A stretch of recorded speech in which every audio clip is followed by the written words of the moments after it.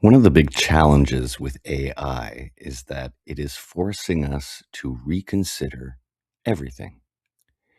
And everything is a lot to reconsider.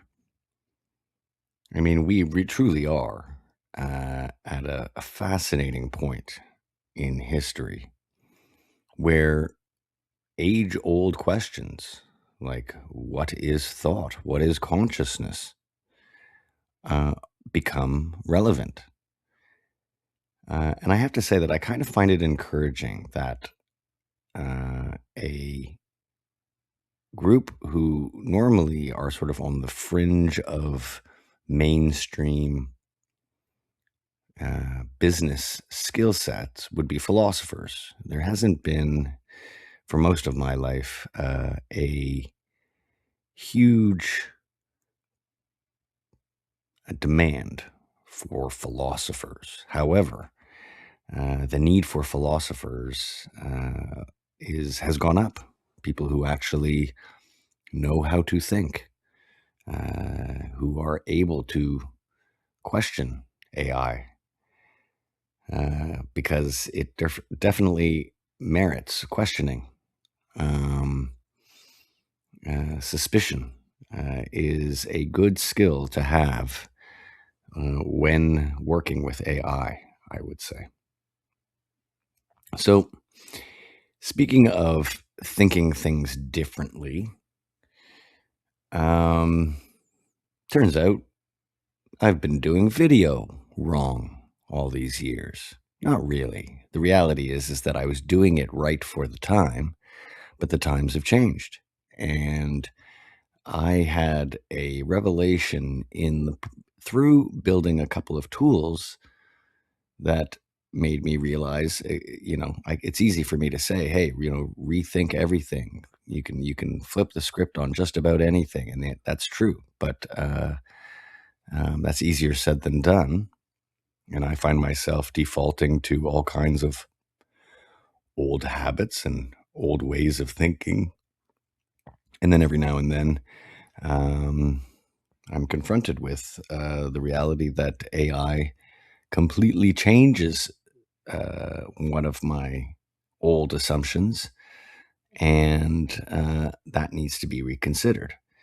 So I'm kind of teasing this out, I suppose, but there is a real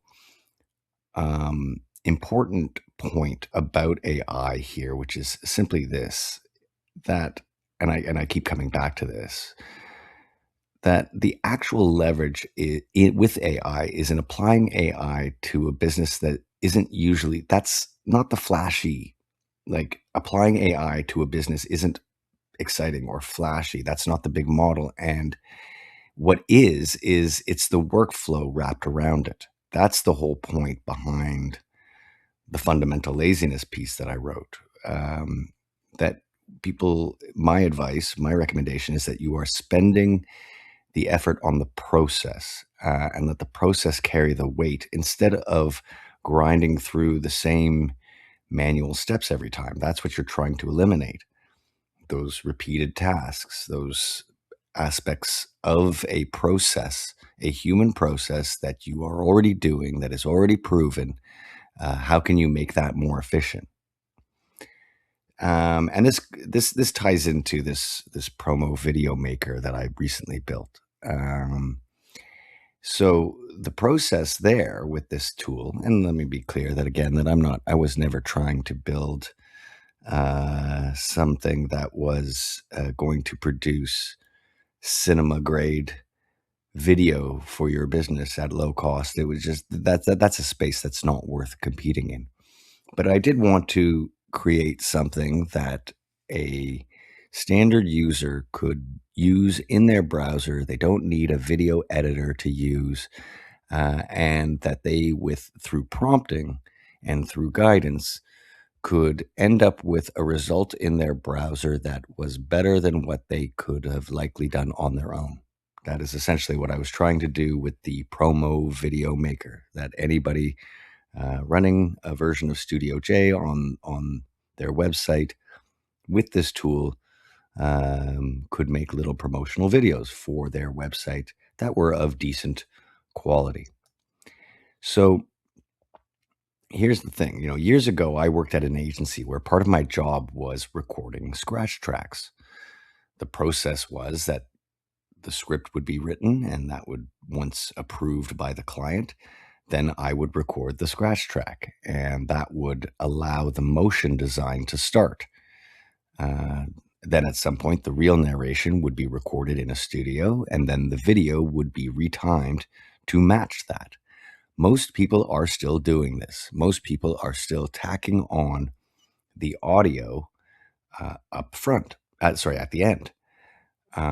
And this is where it occurred to me from a processing perspective, after creating RealForge and then with sort of Giphy Pack, that if you record now, because of the fact that you now have time-stamped APIs, in other words, the script now goes through this process that I've built through the tool. The script gets generated, either you provide it or you can have Claude assist you with writing it. Um, and then that goes off to 11 Labs first. And what comes back isn't just the audio, but it's the audio with that word level times, those timestamps. That timing data now becomes the spine of the whole build. Um, so there's a huge advantage in that now everything is, we're very clear about uh, where things line up exactly with the voice.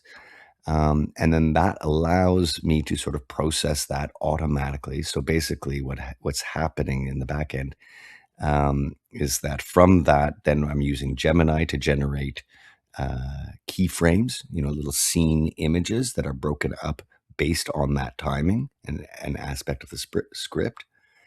That then gets fed into Kling API, which produces little clips. And then my tool assembles those together with the script. And this was the sort of magic, the eureka moment for me, was that exactly by doing it this way, by front loading the script, by flipping the script, compared to the old process. Now, the end result is that I'm starting with a full video where everything is correctly timed to the voice, and you're not sitting there in a video editing tool, uh, trying to elongate or fit everything so that it times well. So really, though, the lesson about that is one, just exactly flipping scripts, rethinking everything. I hope that example is useful to people. Thanks for listening, everyone.